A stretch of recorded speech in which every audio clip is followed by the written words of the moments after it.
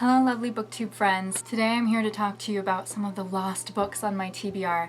So recently I went through a bunch of boxes of books that have been stored for several years and I counted and it turns out that there are 193 books on my TBR pile right now. That's not counting the ones that I'm in the middle of reading, which are like an additional 5 or so, so I'm near 200 at the moment. So what I had over here was hundreds of books just laid out on the floor. This ceiling, if you can tell, is slanted, unfortunately, so I can't put bookshelves there, but these are all books. I finally separated them out that I have read, and then these are all books that I started organizing by genre and then gave up that I have not read, and I also have these books that I have not yet read. So after plumbing the depths of this very old TBR pile, a lot of these books have been in storage for years. A lot of them I purchased 5 years ago or more. I found a few that I'm still actually really interested in reading, so let's talk about those. A lot of these books are books that I'm not really interested in anymore just because I purchased them so long ago and I'm a different person now with different reading tastes and different interests. I'm not going to get rid of them yet because you never know, the winds might shift again, but I did find a number of books that still interest me that I do actually want to get to, so I'm going to share those with you today. The first book is Snow Like Ashes by Sarah Rosh. This is a fantasy book where the world is composed of 4 kingdoms, each one for each season, and I'm sure there's magic and adventure that ensues, but I don't actually remember anything else other than that. It just sounds fun. I remember a lot of booktubers reading it and enjoying it at the time. It didn't really have sticking power with anyone that I recall, but I think it might still be a good time. Next up, I have Eye of the World by Robert Jordan. This is book 1 of the Wheel of Time series. People in my real life who aren't book internet people have recommended this to me, and that's why I originally bought it, but it's a little bit dense, and that's probably why I never picked it up.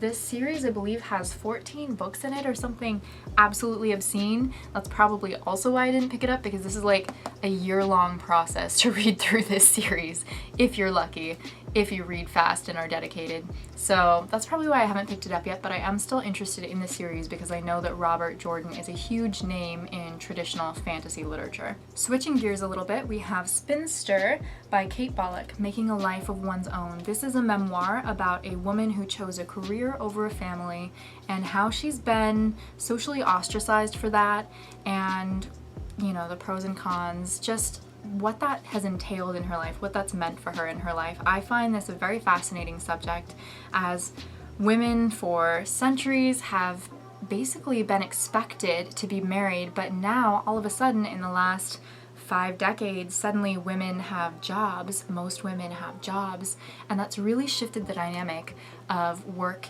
and home life. So I'm interested to give this one a go. Going back to YA fantasy, we have The Crown's Game by Evelyn Skye. This is a book that takes place in a Russian type setting and involves a magical competition. That sounds kind of cool. It's kind of a little bit reminiscent of the Night Circus. It sounds like there are 2 people who are having this duel to figure out who will get to be the king's enchanter, or maybe the emperor's enchanter, or the czar's enchanter, if it's Russia.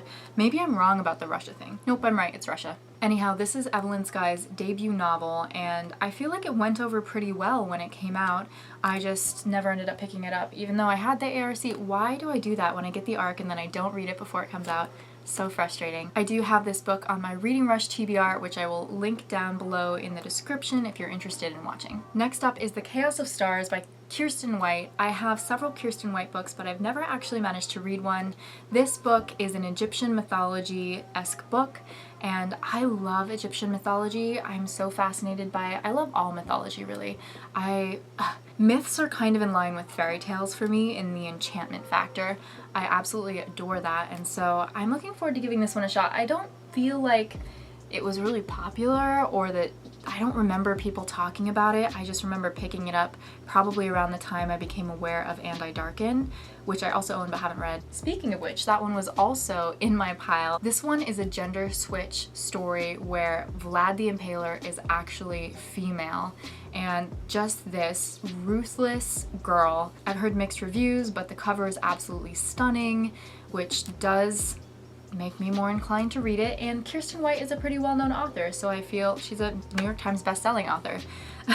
pretty well known. So I definitely want to give this a shot. The next book is a bit of a departure, and that is Faithful by Alice Hoffman. Now, one of my really good friends in real life loves Alice Hoffman and has read almost all of her books by now, and Alice Hoffman is pretty prolific. I have never read an Alice Hoffman novel, but I do have this arc of Faithful, so I figured I would start there.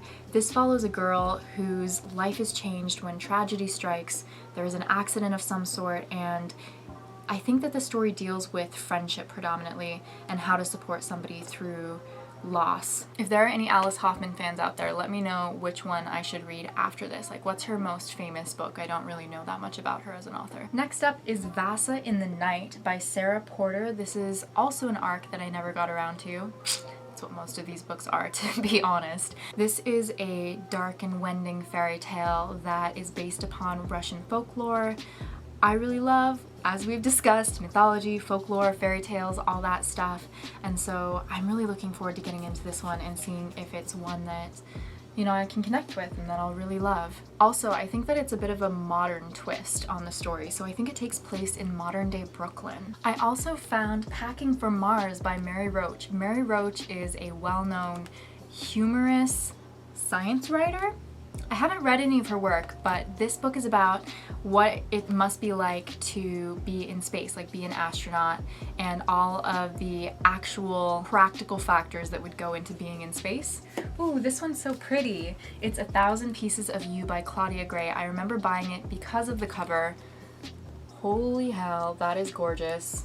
This is a futuristic-y novel where the main character's father is murdered, and one of his best students, I guess he was a professor, is framed for this murder. So the student and the daughter go on a mission through different realities or dimensions or something in order to figure out who actually killed the father.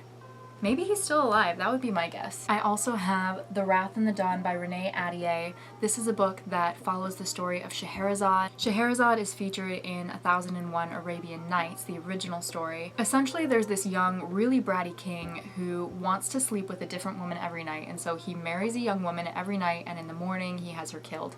And then the same thing repeats over and over every day into eternity. And it's absolutely terrible, and I can't believe he got away with that. But basically, Scheherazade volunteers to be the next woman, and she goes, and what she does is she starts to spin him a tale. So as the evening progresses, she's telling him this story, but she stops halfway through the story, and she says, oh, we'll finish it tomorrow night. And so he allows her to live for one more day, and this continues on. So this is just this brilliant way to get the king to not kill her, right, and to stop killing all of her friends and all the women in the city. I don't know if The Wrath and the Dawn follows this story exactly, but I know that it is based off of that. The next book is a historical fiction novel called Between Shades of Grey by Ruta Sepetys. I read Salt to the Sea by Ruta Sepetys, which was also a World War II novel. This one follows a 15-year-old girl named Lena. It follows this girl named Lena who is trying to escape from Lithuania during the occupation in World War II. It sounds absolutely heartbreaking, and I know that I trust Ruta Sepetys' writing, so I can't believe I haven't gotten to it yet, but such is life, right? There will always be too many books, not enough time. After that, I have a book by Ryan Grodin called The Walled City. To be honest, I'm a little bit confused about the premise of this book, but I believe our main characters live in a city that is surrounded by a wall and no one is allowed to enter or exit. It's a city that's overrun with crime and basically doesn't have any law, any rules, so it's incredibly dangerous, and we're following several main characters doing something in that setting. Not really sure. We're down to the last two books, guys. So the second to last book that I want to show you is Hopeless by Colleen Hoover. As I've discussed before, I love Colleen Hoover. I think she's a fantastic author. I think that the way in which she sets up character dynamics is killer and very realistic, very relatable. And yes, she's good at writing steam, which is fun sometimes to read. So if it's not your thing, be aware. But she's also just really good at characterization and making people feel three-dimensional and real. I think it has two main characters who both have devastating, sad pasts and fall in love. That would be my guess. The last book that I have to show you is Shipbreaker by Paolo Bacigalupi. He is a really well-known author. This book won the Prince Award, the Michael Prince Award, and was a National Book Award finalist. This is supposedly a thrilling adventure that follows this boy who works as a scrapper, who's basically taking parts and pieces and things off of these old abandoned ships. On one of these ships, however, he finds a survivor, so then it becomes a moral question of, does he save the lone survivor of this wrecked ship, or does he make a bunch of money and continue doing his job? I think it sounds like a fun trip. I own one other book by Paolo Bacigalupi that I haven't read yet called The Wind-Up Girl. I did start it, and it's kind of a futuristic-y novel that takes place in Thailand, which is interesting because I've been to Thailand, so when I started reading the book and realized that the setting was Bangkok, I was like, oh, I actually know where that is, I actually know what you're talking about. Yes, it is really, really hot there. But I think that this might be a little bit more of an accessible way, it's not quite as long, to get into his writing. Alright friends, thank you so much for watching this video of books from my lost TBR. I have so many more that I could show you, so if you're interested in a part 2 to this video, let me know. There are a lot more really fun, really interesting books. I started separating them into genres, so I could even do it by genre, like Lost Fantasy Books TBR. I have a surprisingly large Lost Mermaid Books TBR, that's a little bit embarrassing. Or I could even just do a video that runs through really quickly all of the books on my TBR shelves, meaning my floor, if that would be of interest. Thank you for being the best, people. Let me know down below what books are on your TBR, and I'll see you very soon. Love you.